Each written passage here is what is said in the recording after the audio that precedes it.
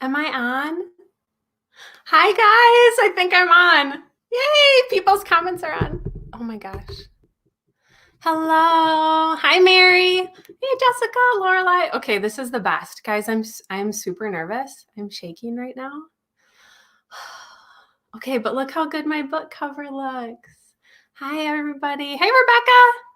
Yay. Hey Dad. My parents are here. Oh, so I do live with my parents and I am isolated in my house, quarantined in my house. But if you hear like footsteps in the background, that's my parents here. But otherwise, isolated. And I hope you guys are all staying safe and quarantined in your own houses and that you're feeling really good where you are. But thank you for coming to my virtual launch. This is so exciting. And I'm super nervous and I should have eaten more today, but I was very nervous. So, yay, my family. Hey, Kristen. Thank you for the deep breath reminder, Carol. I appreciate that. Thank you, guys. Thank you, everybody, for coming. The switching from having the big in-person launch, and it was scheduled to be at the Red Balloon Bookshop. And I had lots of invitations that were out and big plans and like a party place reserved for afterwards where we were going to have food. And canceling all of that was really hard. I know a lot of you guys, or some of you know that I have been working toward publication toward this moment for a very long time. So canceling that was very hard. But the awesome thing about being able to switch to the virtual launch is how many people are able to attend now with me who weren't going to be able to be there. So I'm seeing like people across the country. Hey, Lynn. And hey, Jordan. Yeah, so people who would not have been able to be there with me, but who have supported me and who I would have loved to be there with me in person, you guys are able to be here. And I'm so grateful for that. Yeah, so I guess that's a good thing that's ended up happening because of all of this and because of canceling things. So, hey, thank you. Okay, so just going to do a little bit of a welcome and talk about some housekeeping things before I get into talking about my book and talking about and doing my reading. And then we're going to have Lindsay Curry will be on and talking about her book a little bit and doing some questions. So beforehand, hopefully everybody's been able to go into the Facebook group. If not, check it out because there are two things in there that are kind of important. There's a trivia game that's in there. And if you answer I think there are 7 questions. If you get any of the answers right, I have some little like book swag that you can get, like some stickers, signed stickers, and bookmarks and magnets and this awesome postcard that one of my friends made for me that's themed for my book. So go on. I'm going to say the answers to those questions at the end, but if you go on and guess some answers, you can win some of those. And then I also have 4 big prizes, and they are all kind of booked. Well, 2 of them are book themed. So there's a t-shirt and a gift card for one. And then I have a stack of they're back, I'm blocking them. This is opposite. So there's a stack of books that you can win along with a gift card. Yay. I think the pictures are coming up. So there's a t-shirt and gift card and some books and a gift card.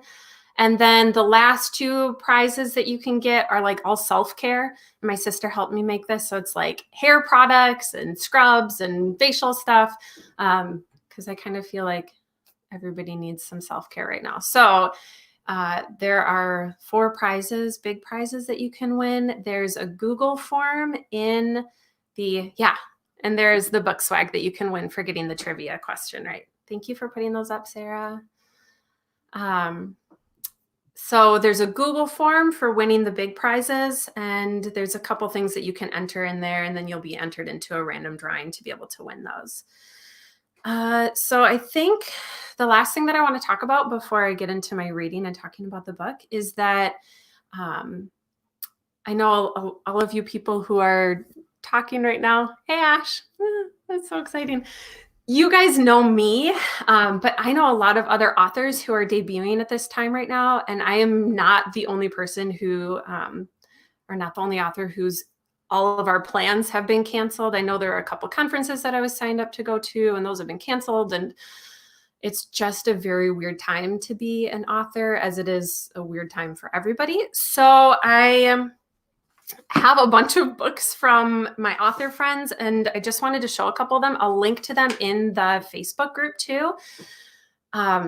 Because if you are looking for middle grade books that are coming up, or authors that you could help support, or if you have kids who really love to read, these are all middle grade books I'll show. So I'll do the side of them, and then I'll link to them in the Facebook group. But this kind of gives you an idea of, wait, camera, there. Is that right? It gives you an idea of like, it's just a weird time to be an author and to have a book come out. And there are a lot of us that this is affecting. And so if you are interested in supporting other authors, I will link to their, like their Goodreads page, or link to them on for indie bookstores or something. But so if you are able to support other authors, that would be fantastic. I know they'd be really excited. And I've read all of these books, so I can vouch that they are fantastic. Some of them have magic like my book does. Some of them are contemporary without magic. So kind of a cross genre for whatever kind of readers that you might have or might know yourself. Okay. I feel like I'm like perfectly timed to go in. So I want to talk about my book a little bit, because you guys are all here for my book and for me. And thank you so much for being here. Emmy, hey, this is so exciting. Okay. So my book, The Wolf of Cape Fen. Yay. And I realize you have a picture on there already, but so I started working on this book in 2017, the summer of 2017, and I have been writing since 2009. I've written a lot of manuscripts, but this is the first book that really felt like I was putting myself into the story. So I'll talk about two things with the story of aspects of myself that I wrote into it. And the first part is one of the major themes of my book is the theme of dreaming, and how often we are too scared to admit our truest dreams to ourselves. And I did not realize I was putting this in to my story. Hey, Amber. So I didn't realize I was writing this into my story. And I was talking with one of my friends after it'd been like a year I'd been working on it. And I said, Lacey, I think this book is a whole metaphor for my publishing journey. And she was like, yeah, I could have told you that. So this main character is so worried about everything, the chaos that's happening around her, that she never looks into herself internally, into her own hopes and dreams for her life. And it's not until the end of the story, when she really admits that part of herself, that she's kind of able to figure out what she needs to do to save the day. So that's the first major part of myself that I wrote into this story. And the second part is my sister. I think some of you guys know, and especially if you already have the book, you might know that the story is dedicated to my sister. When I first started writing the book, I wanted it to be the truest sister story that I could write. It's written from the point of view of the older sister. And so I wrote the story as a way to talk about my big sister and what she meant to me when I was growing up. So I'll tell you a quick story, and that will set up the part of the reading that I'm going to do. So this happened years ago, like 7 or 8 years ago. My sister, I lived down in Tennessee at the time, and my sister came out to visit me, and we were taking a walk like there's this park by Vanderbilt, and we're taking a walk through the park, and we were on this trail in the middle of the woods. This is my memory of this. And we were walking through the woods, and it was dark and it was quiet. And all of a sudden there was this huge roar that filled the forest, that filled the trees. And we both just like, well, I froze and did not react well. But my sister jumps in front of me and puts her arms in front of my body. And we both stand there, and she's standing frozen in front of me. And well protected by my sister. And we stood there and nothing came down the trail. I have no idea what the sound was. In my memory, it's this huge roar. My sister, I told her this story like a month ago, and she had no memory of it. So I don't know if I made it up or not. But that moment when that happened, it was like, oh my goodness, my sister was just ready to die for me. She instantaneously leapt in front of me and protected my body with hers. And that was I knew my sister loved me and I knew she would do anything for me, but just having that moment was very eye-opening. Anyway, so I'm going to read the end of chapter 1. And if you keep that story in mind, I hope you can kind of see that reflected in the writing or in how the story goes.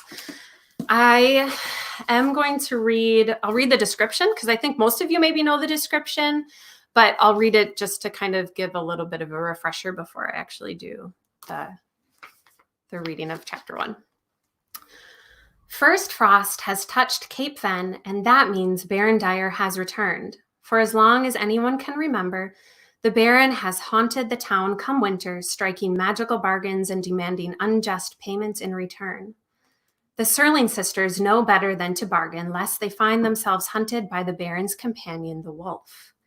But then the wolf attacks Eliza's sister, Winnie. They escape, but know the wolf will be back to collect. Winnie would never bargain, so that must mean someone else has struck a deal with Winnie as the price. Eliza embarks on a journey to save her sister. If she can learn the truth, she might be able to protect Winnie, but the truth behind the bargain could put her own life in danger. Okay, so I'll take water first. All right, so this is the end of chapter 1. Oh, also, if you don't know, I'm a kindergarten teacher and reading out loud is like one of my favorite things to do with my kids. So if I seem like I'm really getting into the read aloud, that would be why. Winnie leapt off the wall and headed down the path that would take them through the woods and along Fen Bay. Shadows scurried overhead, tree branches crisscrossing to block out what little light existed. The forest was too still, even for the start of winter. There should have been a few chickadees out at least. Their songs should call the sun to wake, but except for the crunch of Eliza and Winnie's steps, the world was absent of sound. It was as if they'd stepped into a charcoal drawing, she and Win the only pieces shaded in full color. They crested a small rise, and the trees opened on the north side of the path, and at last sound reached them. Whoosh, whoosh, crash. Winnie climbed on top of a large rock. She stood and held one hand above her brow. Come on, Winnie, we need to go. Not much time before school starts, Eliza said. Winnie rose to her tiptoes and leaned out over the rock. Winnie, Eliza closed the gap between them. Get down from there. I'm looking for pirates. Winnie licked her finger, then held it up to the overcast sky. Sky pirates and air balloons. They'd be in a plane, not a balloon. A giant balloon filled with butterflies. Winnie spread her arms above her as if a balloon floated above her head. Stop. You're no fun. Winnie launched from the rock onto a muddy puddle and climbed onto a fallen tree.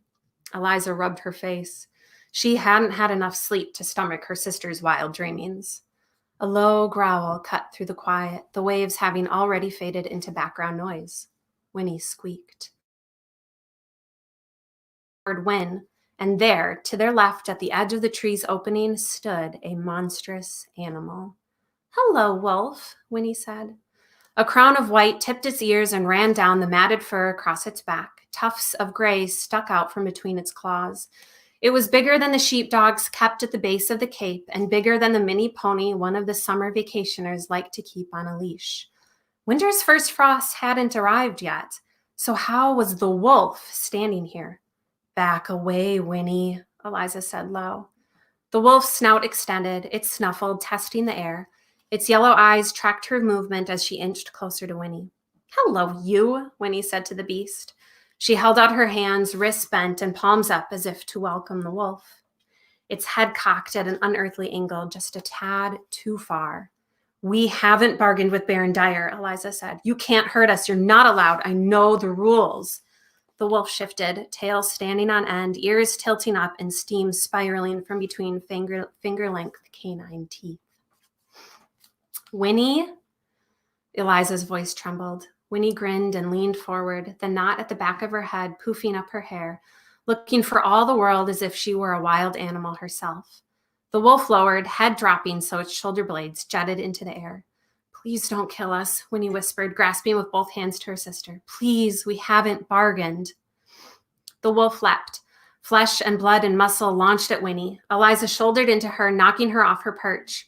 The wolf sailed through the air. Its jaws came unhinged, bearing each fang at Eliza, who now stood where Winnie had been. Look, Winnie cried. Eliza couldn't look, but she felt it all the same. The clouds opened above, dawn light streaming down to save them, and the wolf passed straight through Eliza's body. Okay. And that is the end of chapter 1. And I hope you can kind of see that moment of Eliza, the big sister, jumping and instinctively saving her little sister. And that actually was one of the first scenes that I knew in this story that would happen. I didn't know anything else about the book, but I knew that scene would exist. Anyway, so that's what I have for my reading. I hope you guys check out the rest of the book, but that's the main setup. And we're at 16 minutes. So wait, I have some messages. Yay. Is Lindsay here? I know Lindsay is supposed, yay, she is here. Okay, so we have a guest author coming on, and she is a really good author of spooky stories. So if you know any middle graders who like spooky stories, she has one book out, and her next book is coming out. I think it's out on September 1st. So she's going to be coming on in with us and doing some interview questions, and she'll be able to talk about her book too. Hello. The reading was beautiful. Thank you. I'm so excited that I now have like somebody at my on the screen with you. No, I know. Yeah. Well, first of all, congratulations. I'm so excited for The Wolf of Cape Fen. I feel like I've had this ordered for like 27 years at this point, which coincidentally seems about like how long 2020 has lasted also at this point. The last like 2 weeks. And I did bring a little friend with me to celebrate. That's not a little friend. I know. This thing is hidden on my lap, but like every time I see him now, I kind of think of your book, and he does have yellow eyes. Oh, that's awesome. Yeah, this wolf, oh my gosh, he's enormous, and he's now taking his leave. So hi everybody, my name is Lindsay Curry. I'm helping out today because I'm so excited about this book. Like I said, I've been waiting on it forever. If you guys don't know me, I write middle grade mysteries, mostly ghost stories. Oh, look, there's Scritch Scratch. Scritch Scratch is the one I have coming up. It comes out September 1st. And, you know, honestly, this book is one of those like once in a lifetime books for me to write. Like I really enjoyed the process. And all I'm going to read to you guys from this is just the little blurb that my publisher came up with, because they said it so much better than I ever could have. And plus I want to dive into the interview questions because they're really, really fun.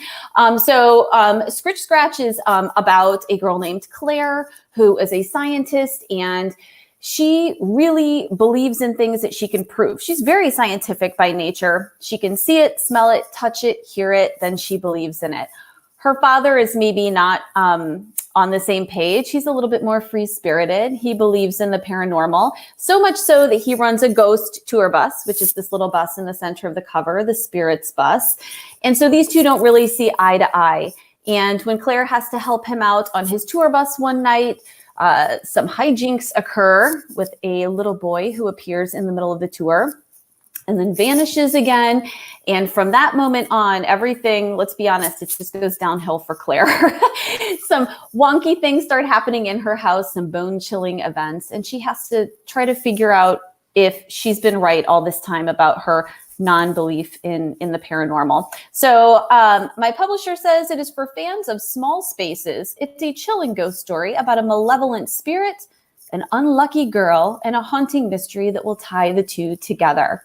So that is me, and it's great to see everybody, and it's super great to see The Wolf of Cape Fen finally hitting shelves. Are you ready for some questions? I think so. I Okay. said this morning, I was like, I should have practiced the questions more, but No, I like it this way. I know my book, No, this is great. Okay, well, let's dive right in. What was your favorite part about writing The Wolf of Cape Fen? So obviously, well, I've already talked about my sister. I loved writing the sisters in this story because the little sister is she's so free-spirited, and she's kind of bothersome, but just in the relationship with the big sister. So I loved writing their relationship, and how they interact together is really beautiful to me. But I would say I loved writing the magic in this story. It took a long time for me to figure out how the magic system worked. But by the end, how everything wove together, and how Baron Dyer, he's the witch in this story, how his magic works is just very cool to me. And I can't say anything more because it'd be a huge reveal for it. You know how that is. But if you read the story and you kind of get to the end where you really figure out how the magic works, know that that was one of the hardest things to write in the book, but also one of my favorite parts. I can't even imagine, like, your ability to create an entire magic system from scratch is something that just boggles my mind. So kudos on that, because I don't even know how you began that process. I don't either. It just somehow manages to work by the last draft, thankfully. All those 912 drafts later, you're like, yes, finally. Oh, that's how it's supposed to work. That's amazing. So was there any particular inspiration, like, for writing this kind of story in general? Yeah, so there are a few things that really inspired me for the book. Obviously, my sister, the setting, I have a really specific setting. That's actually one of the trivia questions, so I will not say that right now. I'll wait for the end. But there's a specific setting that inspired it. There was a Grateful Dead song called Dire Wolf that inspired some of the tone in the story, if anybody knows the song. But the other thing that I did a lot of research on were stories about deals with the devil. Because essentially, this story is kind of it's a story of a girl making bargains with a devil-like character. He's really toned down. He's not very vindictive. He's kind of a nicer devil-like character. But I did a lot of research into that, and into how those types of characters and stories are usually all powerful, but they have one huge flaw to them. And it's that flaw. If the main character of the story can figure it out and they can exploit that flaw, then they can kind of save the day. So that was a huge inspiration for creating my antagonist, and then also figuring out how Eliza would end up defeating him in the end, because that took a lot of work of figuring out how she would end up kind of saving the day, and doing research into those types of stories was very helpful with it. That's awesome. Those are actually my very favorite kinds of villains too. Yeah. The ones that aren't just these one-dimensional, this kind of villain, but the ones that you discover do have some kind of weakness. Maybe there's some sliver of, empathy or humanity or whatever it is, but something that can be turned against them. That's awesome. I just can't wait. I can't wait. If my copy doesn't show up soon, something is going to happen around here. I mean, I've been quarantined since the 13th, for heaven's sake. At least give me my book. So, I know, and, we all know that all authors write differently. I know people who have everything planned out from the very beginning and know where the story is going to go every step of the way and outline. And then I know authors more like myself who really know very, very little, and the characters drive all of the action. So how much of the story was in your head when you started writing? Was there a big bunch of it in there, or did you do the pantser thing where you just let it ride and see what happens? Yeah. I love this question, because I think how I've kind of come around to writing books is a mix between the two. And I love plotting, and I won't get into that because otherwise we'd sit here and talk about writing all day. But I usually have some idea of big moments in the story. Like I'll usually know that huge moment that has to happen in the middle of the story. Mhm. And then I know something of what the conflict is at the very end, how things are going to come together. I know that, but then I don't know the parts that weave it all together. So usually I think of that as like writing to those plot points. And I think that was the same thing for this one. So I knew that opening section of the girl saving her sister from the wolf. And then I had no idea what would come after that. But I knew that at some point I knew that like next point in the story. So then it was kind of like creatively following along with the characters and coming up to that middle part. But you said the characters. So I think that is for sure a big part of it, is going along for the ride with the characters and seeing where they take you until they reach that next plot point that I know I have to write to. So I think for this one, I had a little bit of it, but I didn't know a lot. If I'd known more, it probably would have written it faster. That makes total sense. I mean, I feel like that's in a lot of ways the way I write as well. I mean, I have an idea of where I'm starting, and then I know loosely where I want things to wrap up, but the stuff in the middle, there's a lot of just gunk there that I really don't know. And sometimes for me, if I do too much plotting, it's not very organic the way it actually ends up happening. So I think you and I are really similar in the way we write. Yes. So which came first for you then? When we're talking about writing this and starting at the very beginning, what popped into your head first? Was it the plot or was it your characters? I think I know what you're going to answer here, but I'm curious. Yes. Definitely the characters did. Well, definitely the main character of the sister and her little sister. And I knew that main antagonist. I knew Baron Dyer. I did not know very much about him. He's one of my favorite characters in the story, just because of some of his motivations, if you read the book. But I knew a little bit about him, not as much. I definitely had to write the whole story to figure him out. But that plot, I really did not know how the bargaining worked. I didn't know. I think I knew at the beginning that the main story would be that something is wrong with Winnie, that her life was in danger somehow.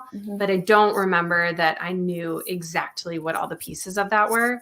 So this was for sure led by the characters first. Yeah, I had a feeling when you were talking about your sister, and first of all, that's one of the things that's, I think it's really drawing me to this book because the idea of having these strong sibling relationships in this book, and that lending, especially when, the conflicts happening in this book are made so much worse and the stakes are so much higher because of those sibling bonds and relationships. And I'm really, so I had a feeling you might say characters, but that's awesome. Yeah.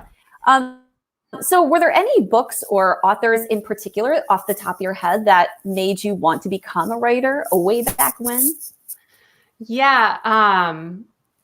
Anybody who's like knows me from Twitter will know that I'm going to say this, but Diana Wynne Jones is like my all-time favorite author. Howl's Moving Castle is my favorite book. I remember reading so good. I remember reading the story and closing the book and because I remember like laying on the couch and closing the book and feeling like my whole life had changed. Like it was just I vividly remember that. So Diana Wynne Jones with her, the whimsy and the humor that she puts into her stories. I am not as good at humor, that I'm working on that, but just her magic is so unique and the characters are always completely memorable in how she writes them. So she is probably my biggest inspiration. And if anybody has not read her books, you should go find them because she's fantastic. Yeah. Agreed. 100% agreed. Were there any parts about writing this story that were just really hard? I mean, I know you mentioned that the magic system and kind of figuring out all of the intricacies of that, which again, I'm so impressed. And I say this because at one point I tried to write a time travel. It was kind of a similar situation in the sense that, there are a lot of little details. This is going to affect this, and this is going to affect this. And I'll be honest, that was something that kind of got abandoned by Lindsay because it was really, really hard. And it wasn't one of those things that I thought I was ever going to iron out. So the fact that you kept pushing and you managed to sort out this system is really impressive to me. But was there anything besides that that really gave you a lot of hiccups along the way? Yeah, so this is a small thing. I can actually show this because I've had some comments on this part of the book. So there are epigraphs at the beginning of all of the chapters. So let me see if I can show this. Oh, it's so pretty. Can you see that? So these epigraphs right here are parts, and then the illustrator for the cover did the illustrations at the beginning of each page, and they are beautiful. They're beautiful. But those, I worked hard on the magic system, but there isn't anything I think in my whole past decade of writing that I've worked as hard on as those epigraphs. I told my dad this the other day, is that those epigraphs had started as points of view chapters a long time ago. So I had to cut those out because a lot of them were from random characters' points of view. It didn't make sense to have in the story. So I deleted them all, but I kept them and they turned into the epigraphs. And that process was it was very cool to do and very rewarding, but extremely difficult. And because I'll talk too much about the writing, but I have them layered in there perfectly with the chapters that follow and that are before them. And they reveal some information about the magic. And so making sure that they were in there perfectly was tremendously difficult, but extremely rewarding, especially after they added the illustrations in. I'm very proud of how that all turned out. That sounds incredible. And I could see when you held that up, first of all, the combination of the illustration and that, wow, it's so beautiful. Everything about your book is beautiful though. I'm not even joking. I've been watching since the very beginning, since the day you revealed the cover. And every single step of the way, it has become more and more magical. So I'm just thrilled that I could be here with you today and ask you some questions and find out more about this book, because I feel like I've witnessed a birth, and it's very cool. It's this beautiful book baby that is coming into the world, and it is a weird time. And I know that you feel a little strange having a book released now when you don't have in-person events and things like that. And I did had to cancel 30 school visits this spring as well. It's a hard time for everybody. Yeah. But I have absolutely no doubt that this book is going to get out there and actually make this time frame that people are in a little easier for your now readers and people who are stuck indoors and looking for something to do. This is going to be a perfect way for them to have a little bit of a reprieve from what's going on in a chaotic world and step into the shoes of someone else and have this magical experience. So really celebrate that, because it is a fantastic thing to be lending to everybody right now, is your wonderful words. Thank you for having me today. Huge congratulations. I'm so excited for you. And I cannot wait to see what this wonderful book does. Thank you. Thank you so much for taking the time. Bye, Lindsay. For sure. Bye, everyone. So Lindsay has been one of the, a huge support system where every once in a while, because she's been in the business longer than I have, every once in a while I'll panic, write her and say is this how I'm supposed to be doing this? Am I doing this right? And she calms me down, and she has been wonderfully supportive and helpful. But everybody check out her books, because she is an incredible writer. And thank you, Lindsay, for being here. That was so helpful. I just have closing stuff to go over. I can't believe I've been on here all this time already. This went by so fast. So I am going to go over the the answers for the trivia questions that I put up on the Facebook group. Hopefully you guys have had time to go in and answer those. And I forgot to give my secret word. So on the Google form, to win those 4 big prizes, there's a secret word. And that's how I know that you came and attended. You get an entry point for that. So Mary Parton, I hope you enjoy this. But the secret words are unicorn sparkles, So if you attended today, and write those words down, unicorn sparkles, and put that into the Google form, and that will let me know that you attended, and I'll give you some entry points for that. All right, so I'm going to go over the trivia questions so you can get some answers. These are super random things about my book. All right, so about how many words are in The Wolf of Cape Fen? So I ask this because writers, we always talk about our writing in terms of word count, and we do that like, I wrote 1,000 words today, or my book is however long. So if you were a writer, you probably had a little bit of an easier time for guessing this one. But The Wolf of Cape Fen is about 58,000 words long. Besides The Wolf of Cape Fen, how many other manuscripts have I written? 14. So altogether, counting Wolf, I have written 15 books, but a lot of them are very bad. So if you ask to read them, I will have to say no to that. But thankfully, so The Wolf of Cape Fen was my 14th book I wrote, and it was the best one. So my best book got published. I'm very grateful for that. All right, in The Wolf of Cape Fen, the main character plays a game of cards, but in the deck, there is a duplicate card. Which one is that? That is the Queen of Spades. How many people helped edit and revise The Wolf of Cape Fen before it was published? I really loved seeing the answers to this one. For my people who are guessing like 3, that would be amazing. But I had about 25 people helped me edit and revise and go over. That's including like my friends and critique partners that I use. And then also the publisher, my editor who got my book, and the copy editors who helped make sure I had all my grammar correct. So 25 people. How many lighthouses are located on Cape Fen? That is 7. There's only 1 in the map, but there are 7 located on Cape Fen. How did I come up with the names for the characters? Yeah, I like this one. So the main characters, I actually had my sister gave those names.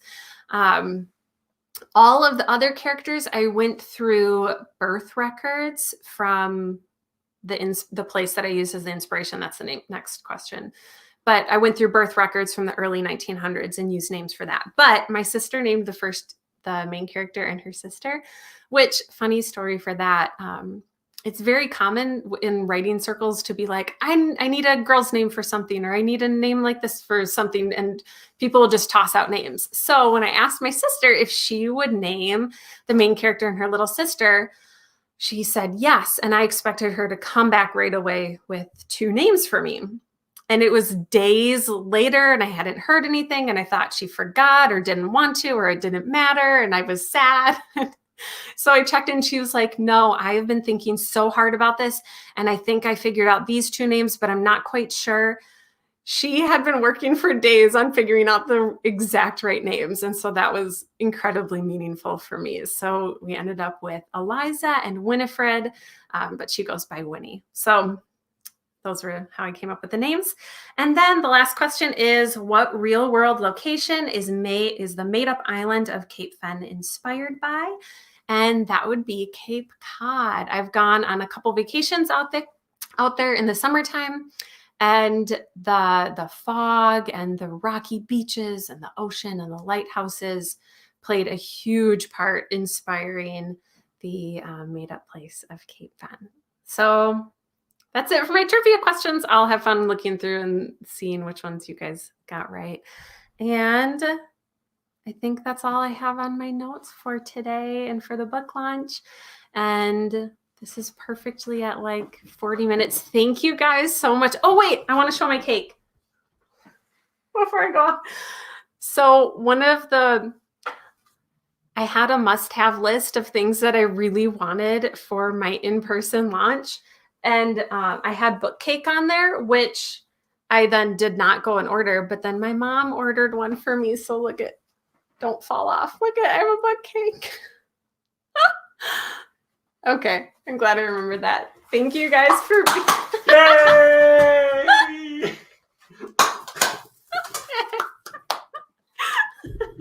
confetti cannons. Thank you everybody for being here. I'm so excited to celebrate. I'm excited to celebrate with all of you. So many of you who are here have been a huge part of my journey and being able to find success and have my book published. And I really appreciate you being here with me. So thank you very much. I hope you guys stay safe and healthy and enjoy your reading.